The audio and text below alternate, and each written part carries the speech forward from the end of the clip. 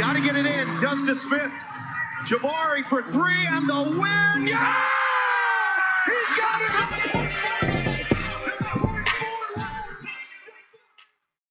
We are here to Field Rockets News. It's the Rockets Field Podcast. Of course, I'm your host, Lashard Binkley. I'm a credential reporter covering the Houston Rockets and Rio Grande Valley Vipers. You can always find my written work over at Rockets on Their Side, which is part of Sports Illustrated.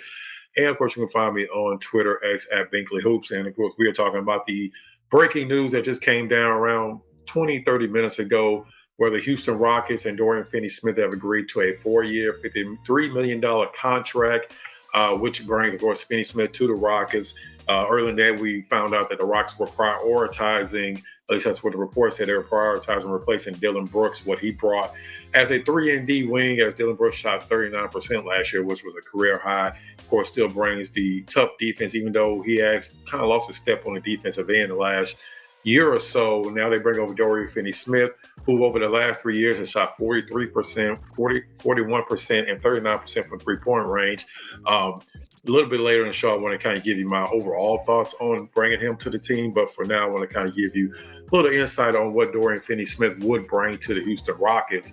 Like I said, the last 3 seasons, he's had an incredible three-point percentage the last few seasons, which would probably have been first only the Houston Rockets any of those 3 seasons. Like I said, Dillon Brooks was the Rockets' best three-point shooter last year, and he shot 39%. In the last 3 seasons, Dorian Finney Smith has shot better than that in each of those 3 seasons. And also, of course, he's in his early 30s, so you don't necessarily have to worry about age. He did start the year last year with the Brooklyn Nets before being traded to the Los Angeles Lakers before the trade deadline. He did deal with an ankle injury for most of the year, and that's why he only played in around 60 or so games last year. But he did have ankle surgery earlier this month. They said that he should be ready for the start of next season, maybe even the start of training camp. So hopefully that fixed the lingering ankle issue that he dealt with most of last year. But that is something to keep in mind when you're talking about Dorian Finney-Smith. But of course, I just talked about the three-point part of his game. He also is one of the better defenders in the league. He held opponents under 50% shooting last year overall, which was one of the top defensive field goal percentages in the league. Last year, he was number 1 on the Lakers in defensive and advanced defensive stats like defensive rating. He also led the Brooklyn Nets the year before in defensive rating. So, of course, you know he's going to be one of the better defensive players on the team. And Ime loves his defensive wings. Of course, he already had Tari Eason. He had Dillon Brooks for 4. You still have Ahmed Thompson, who more than likely will be playing that small forward or power forward role. So now you have 2 guys kind of surrounding Kevin Durant. So Kevin Durant doesn't necessarily have to guard either the top option, which he wasn't going to do anyway with in here, but now he doesn't really even have to worry about guarding the second option on the opposing team when it comes to on the offensive end, because you have a guy like Dorian Finney-Smith. Like I said, he played with the Lakers part last year. Didn't have the greatest playoff series in the Lakers' first round, lost to the Minnesota Timberwolves. Kind of had pedestrian numbers, nothing that really stood out. But like I said, I think the main thing that kind of drew the Rockets to him was the fact that he has shot a really good percentage from three-point range the last 3 seasons. And that's not like he's only taking 1 or 2 threes a game. Let's say 3 seasons ago, he took around 5 threes a game. Same thing for 2024-25, and then around the same mark in this past season where he took like 4.8 3-pointers a game and shot 39% from three-point range. Not really going to give you a lot as far as within the three-point range. He's, like I said, he's more of a 3-and-D type wing, but he did shoot 44% from the field. Not necessarily huge numbers when it comes to rebounding, but Dillon Brooks didn't give you huge numbers either from that small forward position, but he did average around 3.6 rebounds a game.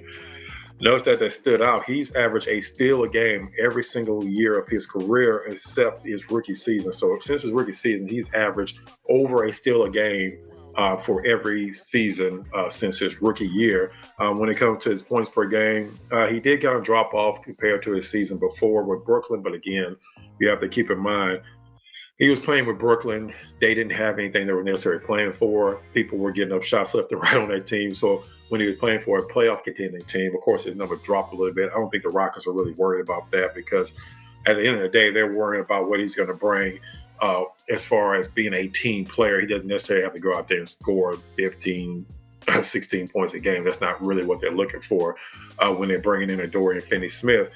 But again, he comes to the Rockets. Now, the big question is, he's come to the Rockets now. Where does he exactly fit into the rotation? Because the thought process was when Kevin Durant was traded to the Rockets and then when Jabari Smith got his contract extension yesterday, the thought was that they really must believe in Jabari Smith, so they really must want him to move into that starting lineup again and regain a spot that he lost when he got injured last season. And our man kind of just took over and, excelled and kind of took over that forward spot from Jabari. But now it's kind of some questions, because if you look at it just from a practical standpoint, Dorian Finney Smith fits better next to a Kevin Durant than Jabari Smith does. He is a natural small forward. With Jabari, even if you put Kevin Durant a small forward, one of them is probably going to have to guard the second best player on the other team, depending on who that player is.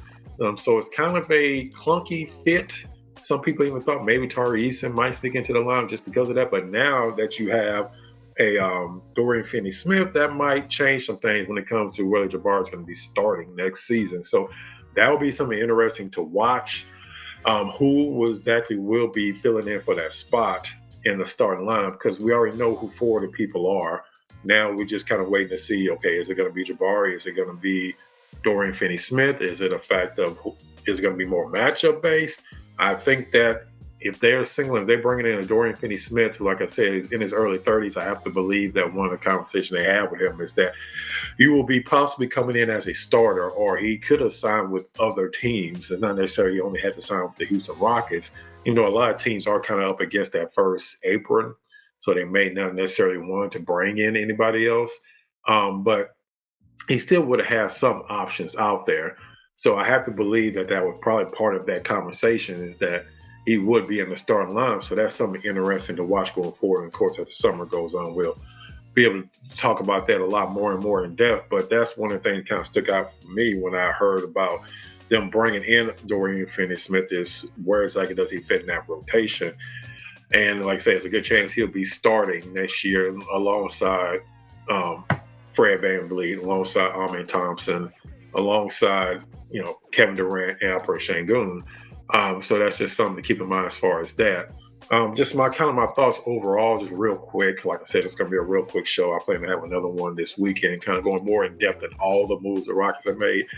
But just overall, I don't think the Rockets are done, because as much as they want to give Reed Sheppard more minutes, you can't really just depend on Reed Sheppard going into a season where you're competing for a championship. Now, this is a whole nother level. This is not just the Rockets wanting to get better and get to the playoffs like last season, like after last offseason, where that was their goal, was to get to the playoffs. Now we're talking about they want to compete for championship.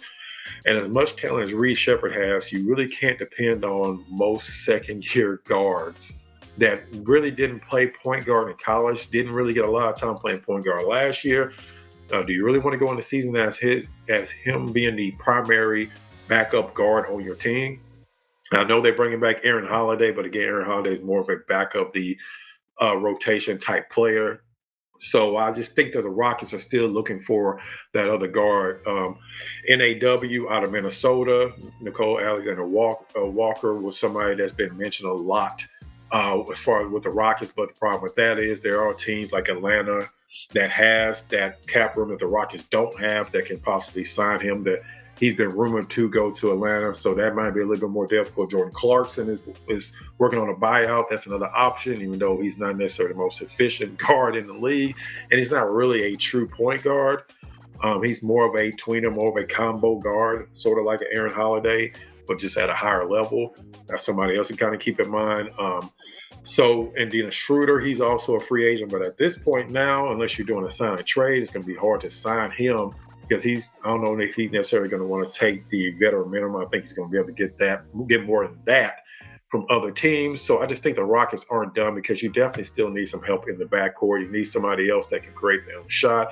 You need somebody else that can run the offense, because you don't want Fred VanVleet playing 35 plus minutes a game this year. That just cannot happen.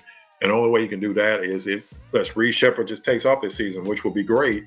But do you really want to put your faith in that? And that if Fred VanVleet goes down, then what? Now it's Reed Shepard and Aaron Holiday as your only guards.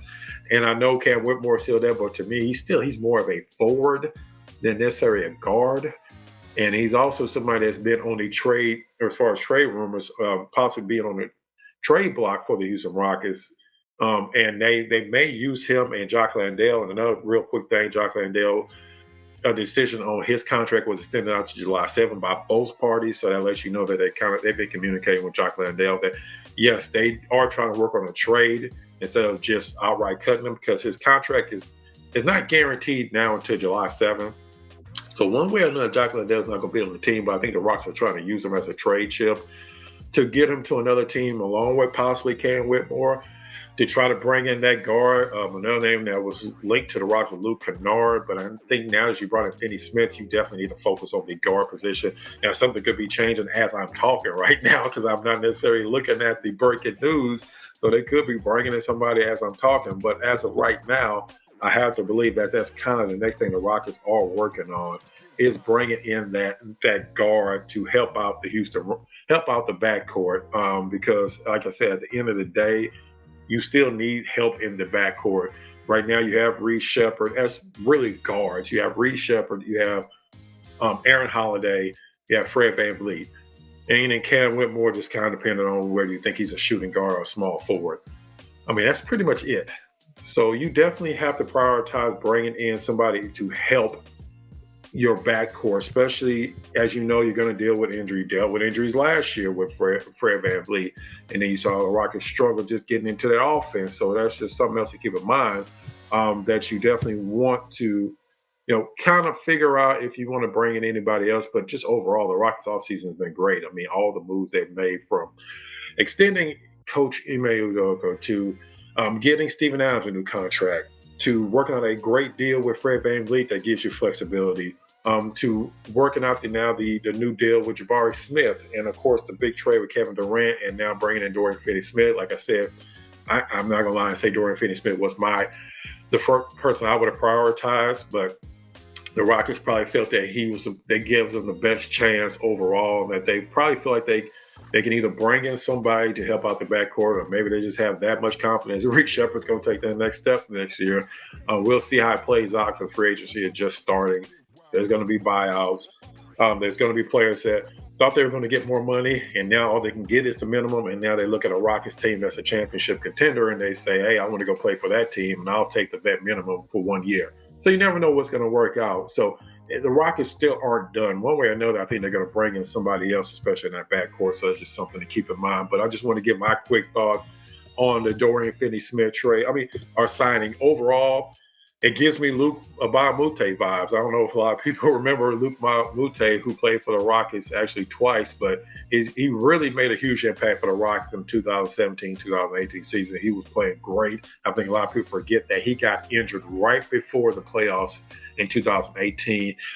And I have to believe that Luke Mbah-a-Moute was still there in the 2018 playoffs, where he didn't play at all. I think the Rockets still would have beat Golden State, because Luke Mbah-a-Moute was playing that well. He was playing better than Trevor Ariza. I don't even think Trevor Ariza has a chance to go 0 for 12 if Mbah-a-Moute was playing in those playoffs. So Dorian Finney Smith kind of gave me those vibes. They signed Luke Mbah-a-Moute when he was in his 30s. Same thing with Dorian Finney Smith. So it's just something to keep in mind, just kind of something that kind of stood out for me, just watching Dorian Finney Smith play the last couple of years. He definitely gave me those Luke Mbah-a-Moute vibes. And if that is the case, that works out great for the Rockets. But that was just my quick thoughts on it. So definitely let me know down in the comments, what do you think of the signing of Dorian Finney Smith? Let me know if you think it's a good thing. You think the Rockets are going to be making more moves, possibly bringing a guard. As usual, I appreciate support. And make sure you check out the next episode of Rocket Fuel Podcast, possibly coming this weekend.